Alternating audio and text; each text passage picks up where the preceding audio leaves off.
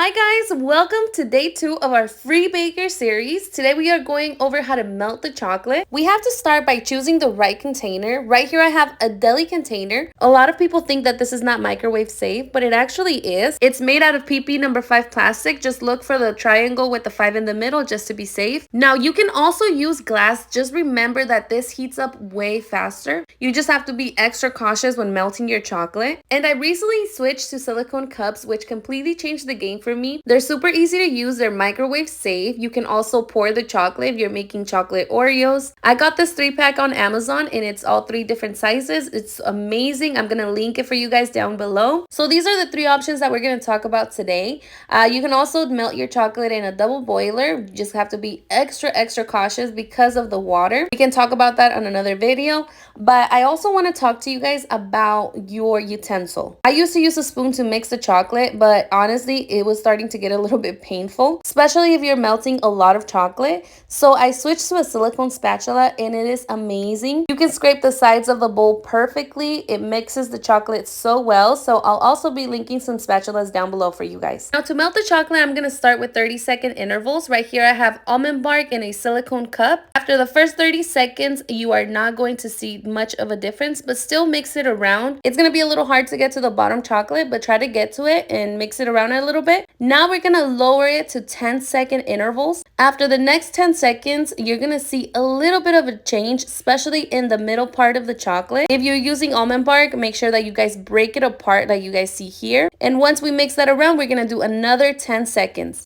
And again, we are going to continue mixing the chocolate. At this point, I'm starting to break the chocolate apart a little bit just so it melts easier. And I don't want to cut any of these parts out, you guys, because I need you to see how much I'm actually mixing the chocolate around. After I do this, I am going to do another 10 seconds. This is where we're going to see the chocolate starting to melt. The container is starting to get a little bit warm. So we are going to mix this chocolate very well and we're going to cool off the container. And I always tell you this because it's so important.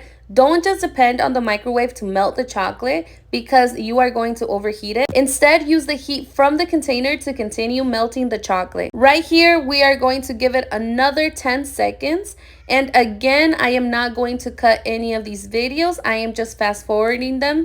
Right here, you guys can see that my chocolate is completely melted. If there's some small pieces of chocolate, the heat from the container will melt it. But we are going to stop here. Our almond bark is ready, and I also want to talk to you guys about how to melt using a glass container. So that's what we're going to be doing next. For glass containers, you guys know you have to be extra cautious. We are going to start with 20 seconds in the microwave, and I just want to show you guys after 20 seconds the chocolate is already starting to melt.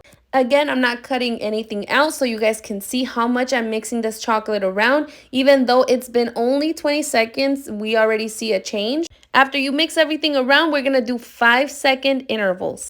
It'll take a little bit longer to melt the chocolate, but trust me, we don't want to overheat this, so we are going to play it safe. After the 5 seconds, we are going again to start breaking that chocolate apart. Make sure you guys are getting all the sides, mix everything around. You're already going to start feeling the container warm up a little bit, so when you're mixing the chocolate around, it's going to cool it off. We're going to do another 5 seconds, and right here, we're going to start seeing the chocolate melt. You're going to break that chocolate apart. You're going to move it around. Make sure that you cool off the container, and then once you feel it cooled off, you're gonna do another 5 seconds. If you need help choosing the right chocolate, make sure that you guys check out day 1. That video is going to help you choose the right chocolate for you in your baking journey. And in the next video, we are going to talk about troubleshooting, so don't miss that. And next week, we're going to start talking about cake pops. We're going to talk about the recipe, how to make them, how to shape them, and how to dip them. And then we're going to start with cakesicles, which is going to be so exciting. You don't want to miss any of these videos. This is going to be an awesome thing for you if you're a beginner.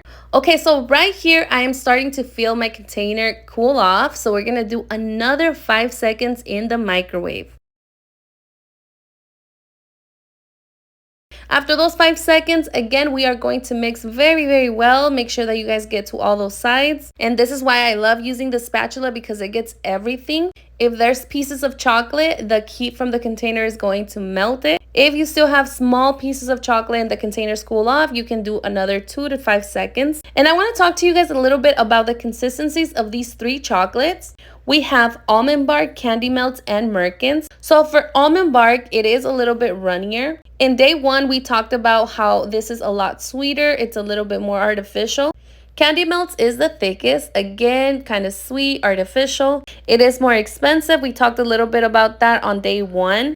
And then we have merkins, and even though that merkins is a compound chocolate, it is the closest to real chocolate. It is a lot creamier. The taste is so much better. I got the 5-pound bag of merkins on Amazon, so I'll be linking that for you guys down below.